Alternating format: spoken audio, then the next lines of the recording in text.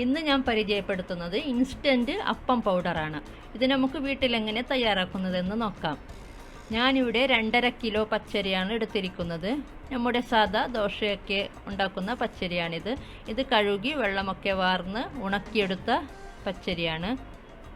പിന്നെ വേണ്ടത് 1/4 കിലോ അവിൽ. നമ്മുടെ സാദാ അവിലില്ലേ, അത് 1/4 കിലോ 250 ഗ്രാം. കപ്പിലെടുക്കുകയാണെങ്കിൽ 5 കപ്പോളം വരും. പിന്നെ വേണ്ടത് 3/4 ടീസ്പൂണ് ഇൻസ്റ്റൻറ്റ് ഈസ്റ്റാണ്. അത് പ്രത്യേകം ശ്രദ്ധിക്കണം, ഇൻസ്റ്റൻറ്റ് ഈസ്റ്റ് തന്നെ വേണം. അത് വാങ്ങാൻ കിട്ടും, ഇൻസ്റ്റൻറ്റ് ഈസ്റ്റ് എന്ന് പറഞ്ഞിട്ട്. ഇനി നമ്മൾ ചെയ്യുന്നത് ഇത് മൂന്നും കൂടെ ഒന്നിച്ച് പുറത്ത് കൊടുത്ത് പൊടിപ്പിച്ചാണ് എടുക്കേണ്ടത്. നമ്മൾ പത്തിരിക്കൊക്കെ പുറത്ത് പൊടിപ്പിച്ചെടുക്കാറില്ലേ, അതുപോലെ പുറത്ത് കൊടുത്ത് പൊടിപ്പിച്ചെടുക്കണം. ഇത് നല്ല നൈസായിട്ട് വേണം പൊടിപ്പിച്ചെടുക്കാൻ. റൈസ് മില്ലിലൊക്കെ ആകുമ്പോൾ നല്ല നൈസായിട്ട് പൊടിപ്പിച്ചെടുക്കാൻ പറ്റും. ഞാനിത് ഇങ്ങനെ പൊടിപ്പിച്ചെടുത്ത അപ്പം മിക്സ് പൗഡറാണ്. കുറച്ച് നിങ്ങൾക്ക് കാണിക്കാൻ വേണ്ടി എടുത്തതാണ്.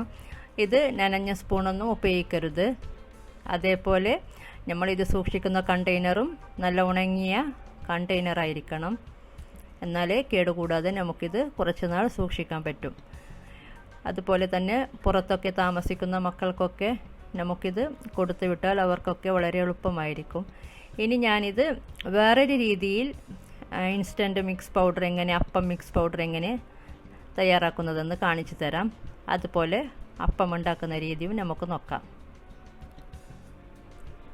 ഞാനിവിടെ 1/2 കിലോ റൈസ് പൗഡറാണ് എടുത്തിരിക്കുന്നത്. നമ്മുടെ സാദാ പച്ചരി പൊടിയാണിത്. ഇനി വേണ്ടത് 1 കപ്പ് അവിൽ, നേരത്തെ പറഞ്ഞ പോലെ സാദാ അവിൽ. പിന്നെ ഇതിൻ്റെ കൂടെ 3/4 ടീസ്പൂണ് ഇൻസ്റ്റൻറ്റ് ഈസ്റ്റ് തന്നെ വേണം, നേരത്തെ പറഞ്ഞ പോലെ.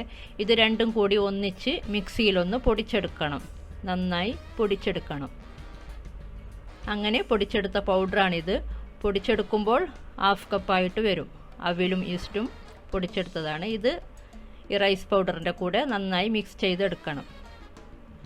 1/2 കിലോ റൈസ് പൗഡറിൻ്റെ അളവാണ് ഞാൻ പറഞ്ഞത്.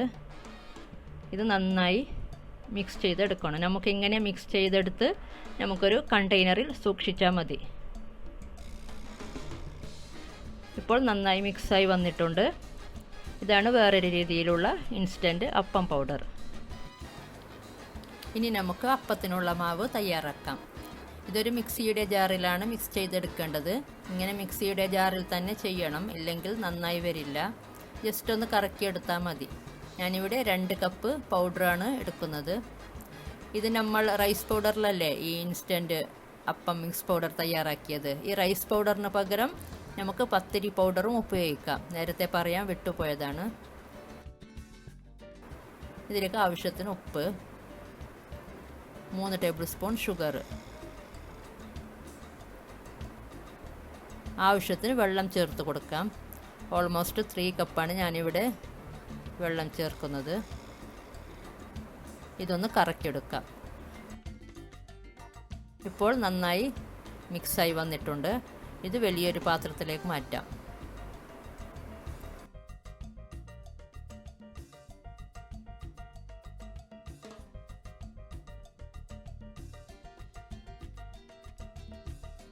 ഇനി നമ്മളിത് മൂടി വെച്ച് പൊങ്ങാൻ വെക്കണം. നല്ല ചൂടുള്ള സമയമാണെങ്കിൽ 3-4 മണിക്കൂറിനുള്ളിൽ പൊങ്ങി വരും.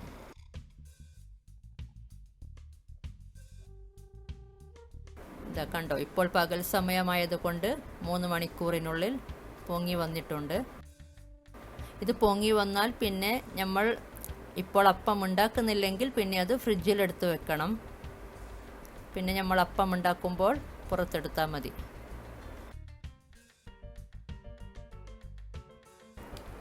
ഒരു നോൺ സ്റ്റിക്കിൻ്റെ അപ്പച്ചട്ടി നന്നായി ചൂടായതിനു ശേഷം ഒരു തവി മാവ് ഒഴിച്ചു കൊടുക്കാം. ചട്ടി ഓവർ ചൂടാവരുത്. ഇനി മാവൊന്ന് ചുറ്റിച്ചെടുക്കണം. ഇനി മൂടി വെച്ച് ലോ ഫ്ലെയിമിലിട്ട് വേവിച്ചെടുക്കാം. നമ്മൾ മാവ് ഒഴിക്കുമ്പോൾ എപ്പോഴും ചട്ടിക്ക് നല്ല ചൂടുണ്ടായിരിക്കണം. പിന്നീട് ലോ ഫ്ലെയിമിലിട്ട് വേണം വേവിച്ചെടുക്കാൻ. ഇപ്പോൾ ഇത് കുക്കായി വന്നിട്ടുണ്ട്, സൈഡൊക്കെ മൊരിഞ്ഞിട്ടുണ്ട്. നമുക്കിത് മാറ്റാം.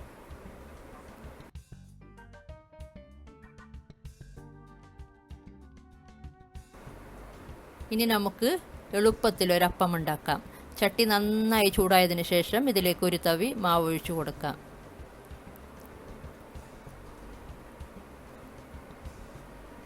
എന്നിട്ട് ഓൾസ് വരാൻ തുടങ്ങുമ്പോൾ ലോ ഫ്ലെയിമിലിട്ട് മൂടി വെച്ച് വേവിച്ചെടുക്കണം.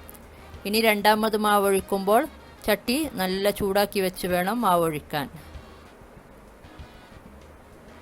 ഇപ്പോൾ നല്ല സോഫ്റ്റ് അപ്പം റെഡി ആയിട്ടുണ്ട്. നമുക്കിത് മാറ്റാം.